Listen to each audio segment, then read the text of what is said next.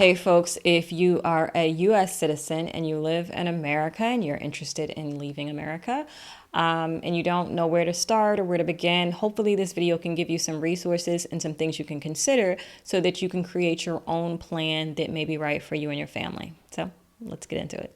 If you haven't met me before, I'm Cinnamon. I'm from Washington, D.C. I moved to Lisbon, Portugal about 5.5 years ago. And so what I have for you are some things that you can look into if you don't even know where you should begin. And I'm going to give you some links, some websites and all that, just so your search process can be a little bit easier. So we're going to talk about how to research your destination if you don't know what country you want to move to. And then we're going to talk about language and culture. And then last, we're going to talk about income sources. So this is just a Trello board just to keep everything organized, and I use this with my clients, so I figured it would be helpful for other people. So we're going to start with the considerations before you move. So when we're talking about cost of living, we're talking about actually how much it costs to live in the country that you choose and the currency of that country, in addition to the currency in which your income sources come from. If it's USD versus euros, euros tend to be worth more than USD, give or take 10%. And so you have to really consider those things when you're talking about cost of living and adding that percentage into how much it'll cost for you to live. Naturally, quality of life is important. You don't want to leave your life in the US to go somewhere the quality of life might not be as great. Healthcare is critical. You want to make sure that if you have any particular needs, any disability needs, that they have good doctors that can handle those type of things, or the things or specialists that you may need. So really do some research, particularly if you have some type of disability. If everything's okay, you want to make sure there's adequate doctors and that type of thing of whatever country you choose. You can do some Googling to find out what countries rank in regards to medical care all over the world. So just Google medical care and how certain countries rank. Next is safety. Safety was super important to me when I was looking for a home country, because coming from the US, I really wanted to find a place that was safe. And at the time, Portugal is like either number 4 or 7 on the Global Peace Index. And so that was one of the reasons why I chose Portugal. You want to make sure that the country is safe. Are there any mass shootings? Are they currently in a war? Have they been in a war before? How recent was that? So you want to get an idea of where things are as far as safety, especially if you feel unsafe. Next, you want to think, are you leaving semi-permanently or temporarily? This is one of the things you'll have to consider when you're moving abroad. Some people think when you move abroad, you have to do it forever, right? Like you have to sell all your stuff and run away into the sunset. And that doesn't necessarily have to be the case. You could easily just go for 4 years. Let's say you just want to leave for 4 years and come back. You can do that. So think about if you're leaving semi-permanently. So what that means, it means like for me, I'm working on citizenship. So I'm not leaving the US. I will become a dual citizen. So that's kind of what I mean when I mean semi-permanently, but just decide what works for you and your family. Do you want to just go away for a while, or do you think that you may want to become a citizen or a permanent resident in another country? So based on those things, you want to find countries that make that easier. Some countries are harder to get residency than others. So you want to think about that as it relates for looking for a country to move to. So if you are thinking about moving for, let's say, temporarily, like is there ever a degree that you wanted to get that you just didn't have time to, or it was too expensive in the US? You can easily go to another country and get a degree for 4 years in some type of graduate studies or undergraduate if you want. And the cost for school outside of the US is substantially more affordable. And depending on the school and what you do, you may qualify for educational housing. So keep that in mind. Now, there are some federal funds. There are typically some federal funds that will go into international schools if the Department of Education will continue to exist. And we've been hearing that department is said to be abolished, so that might not exist. But you have a lot of options as it relates to becoming a student. And if you need a visa, the student visa is probably one of the easiest visas to get in most countries, because it just requires you to be enrolled in a school or accredited college or things of that nature. So the visa process is substantially easier. So kind of think about that. You do have options. You don't have to do this permanently. You can do it for, let's say, 4 years if that's your thing. Whatever it is, it's your life. Do it the way you want to. One thing I will say, when you decide to pick your country that you want to move to, have more than one reason. So let's say you're going for school, and let's say healthcare, quality of life, cost of living. You want a country that checks most of those boxes so that if one of those things change, it doesn't derail your whole plan. I chose Portugal personally, because living in the US, I knew that there was just, in regards to our food supply, there were things that are allowed in the US they don't allow in other countries. It's chemicals and all this other stuff that they just don't allow in other countries, particularly in the European Union. So when I initially started researching what country I wanted to pick, I knew I wanted it to be in the EU. So then it went down, okay, I want something safe. And so Portugal checked those boxes. I wanted something, climate didn't matter that much to me, but it did help that Portugal's climate was decent.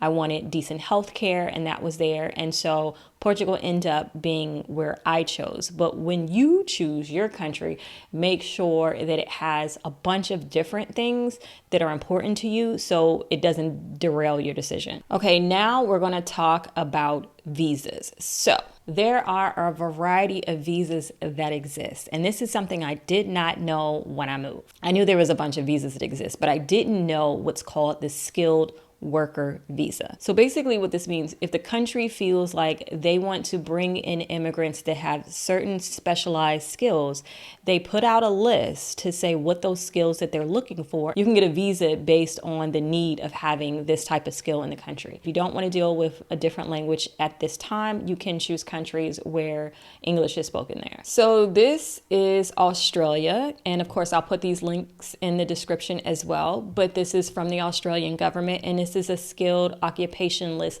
So if you Google this, it's going to sound something like either skilled worker, skilled occupation, skilled jobs. Just put those keywords in addition to the country that you may be interested in, and you'll be able to pop up with a list if a list exists.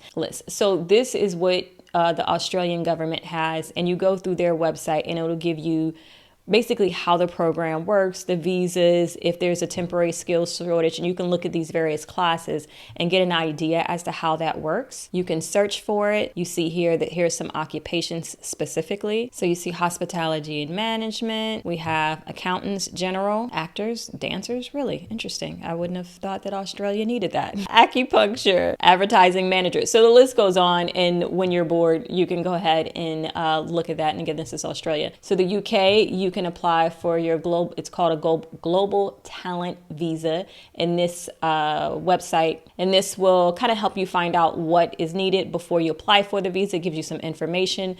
So in academia, research, arts and culture, digital technology, they have a variety of ways in which you can apply for a longer stay visa. Far as I know, if you have a US citizenship, you can be, I think, in England for 6 months. I could be wrong. I actually don't know much about England since Brexit, so I might have lied. So this is South Africa, and here we have the critical skills list here, and then categories and things of that nature, individuals, email addresses, and all that great stuff. So that's for South Africa. South Africa also has this PDF, and don't worry, I'll put this, I'm not trying to make you guys dizzy. I'll also put this in the description as well. So this gives you the occupation name, qualifications, if you need a bachelor's degree, postgraduate, that type of thing. And you can go through this list as well. I think this list came out in 2004. But again, if anything, if you're seeing this video late, you literally can just Google skilled occupation, skilled workers, skilled whatever in the country you're interested in. Now let's look at Canada. In Canada's, it is called skilled worker. And this website gives you all the things you would need for this federal program. And here we have a minimal requirement, skilled worker experience, language ability, education, factors, proof of funds, that type of thing. Okay, next, this is Ireland. And so for Ireland, if it's an English speaking country, obviously, and so you can go here to their critical skills occupation list. Find, again, if you are in this industry, it is more likely that you can apply for a visa and potentially find employment there.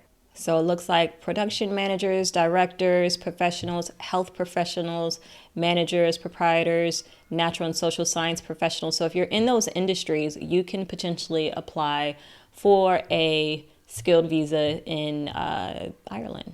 Next, we have Ethiopia. Now in Ethiopia, I didn't see a skilled workers list or skill employment list. So they do have the option of doing the tourist visa, on arrival and a tourist visa online. So there's various options for the visa in Ethiopia, so you can look at that as well. Now this is of Ghana, and so Ghana has various work permits. I couldn't find a critical skills list from Ghana as well, but they do offer permits and visas based on if you're going to work there. So just remember, whatever country you're interested in, go to their federal website on immigration and find out what they're looking for. Search to see if they have a skills worker visa. That way, if you are still working, there's a possibility that you'll be able to go to a country, give your skills, get the visa, and be able to still have employment while you are living in that country. Next here we have Rwanda, and here it's types of visas in Rwanda and how to go about that process. And next we have Germany. So Germany, they have the skilled workers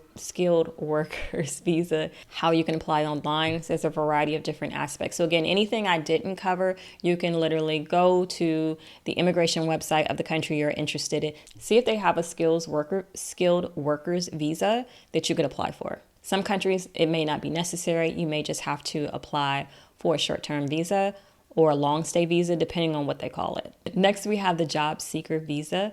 And this is a visa that some countries offer, not all countries. It may be synonymous with a short stay or long stay visa, but what this does, it allows you to look for a job while you're there, and you can stay in the country anywhere from 3 to 6 months, sometimes a year. It just really depends. They can be renewed. And so what you have to understand is if you are a US citizen and you want to stay in places like Europe for more than 90 days, that's not possible unless you have the appropriate visa. So the good thing about the job seeker visa is you can literally go through the process of looking for a job and be able to stay in the country legally, some a minimum of 120 days. And again, it can be renewed and you can stay there longer. So this is the site for Portugal where I live, where you can do the job seeker visa. And this allows you to visit for at least 120 days, and it is renewable for another 60 days and allows you one entry into Portugal. And what that means is a lot of the visas that you get, you can't just keep going back and forth to the States. You are saying that you want to come to this country and you want to plant roots in this country, so you have to look like that. You can't just go back and forth. So if this is something that you're doing, that you are actively searching for a job, you're not going to have the time to go back and forth anyway. So look at the limitations of the visa and get some understanding, and then you can plan accordingly. Next, this is the UAE, and they have the job seeker visa, and it will allow you to be there for a certain amount of time, and you can go through eligibility for a job seeker visa and what that entails. Again, I'll put all these links in the description. Okay, next we have Germany. And so this is their job seeker visa for non-academic. With a job seeker visa, you can stay for up to 6 months in Germany to find a job corresponding to your vocational qualification. So that's Germany. And next, I think Austria may still have it. But one of the things about Austria that it's good to know, a lot of the countries that are in the European Union, you can apply for what's called the EU Blue Card. And this is in the shape of a bank card. It's a combination of residence permits and employment permits. So if you are a holder of the EU Blue Card, you're entitled to temporary settlement and to employment with a specific employer and that type of thing. So that is also a possibility. And you can just Google EU Blue Card to learn more on that. Okay, so we went over the job seeker visa. Look for programs that have moving abroad programs. So in addition to the visa, there's a variety of different programs that you can look into for moving abroad. There's various volunteer opportunities you can check into. The best thing is to contact the tourism board of that country, and they can let you know about the various programs and incentives they have that are coming into the country, and you can apply for those, particularly for individuals who are just interested in kind of putting their toe in the water and checking out a country. That's a great way to do it. Between the colleges and the tourism board can give you some insight. And if the tourism board specifically can't give you the insight, they can refer you to the department in the government that could. So tourism boards are a great option to get a variety of different information, particularly if you just want to do a temporary stay in a country. Okay, so now we're going to talk about language and culture, and it's really important for you to understand that if you are a U.S. citizen and you're going to someone else's country, you need to understand the culture so you don't come off like the stereotypical entitled American. Now, it's important to have manners, to understand that if you go to someone's house, you shouldn't be talking about how they should do stuff in their house. That's just common courtesy. But I have learned a lot of people don't have that. So you have to consider that so that you can have the best experience possible. Because if you're the only one being obnoxious coming from the US to another country, then you stand out like a sore thumb and your experience might not be that great. So learning the language is going to be important if you're going to a country that English is not the native language, and you want to make a honest attempt to do that. Honestly, most government agencies offer a language course for immigrants, and so you can sign up with those. Some of them are free, some of them are paid, but it just makes sense that you're going to have a far different experience if you learn the language versus if you don't. So if you have a hard time of developing community, but you're only able to develop community with people who speak your native language, then you're going to have a different experience in a different country. And I hope that's understandable. Learning the language is going to create a significant impact on how well you get into the country. So for those of you who are thinking about moving permanently, if you want to go to the operas, to the plays, do all the things you would do in normal life, it's going to be critical that you learn the native language. Also, just with culture, see how people communicate with each other. It's very much cultural to thoroughly care about the person you are speaking to versus just being transactional. Now, if you are a US citizen, you do have to understand the stereotypes that comes with being a US citizen. You can't get upset about it. It is what it is. If you're trying to leave America, I'm sure you already know. So take that into consideration when you are attempting to create relationships with Native folks. And lastly, we have income sources. And so that's going to be your real estate, your stocks, your options, your dividends, retirement, any business that you have. It's important to definitely have a variety of different sources of income if you move abroad. If you are financially struggling in the US, doesn't really make sense to think that you're not going to be financially struggling in another country. So put that in play as to creating those sources of income if you don't already have them before you leave the country. Please get to understand currency, because it's a massive difference between USD, euros, Swiss francs, everything. It's so different, and you want to look at how the currency changes based on certain things that occur. The countries are going through a recession, and you want to understand where your currency where the US currency is in relation to other currencies and how it could potentially be affected so that you make a smart decision. I understand a lot of people want to move out the country, but they're worried about the job. So I'm hoping that the job seeker visas and the skilled workers helped a little bit. I can try to help you if you want to kind of create a business online, because that was the direction I went. And hopefully this was helpful to someone. So this is giving you the stuff to kind of get the wheels turning a little bit. And then the next video, I'll show you how to actually create your plan for moving abroad. So until next time, thanks for joining me.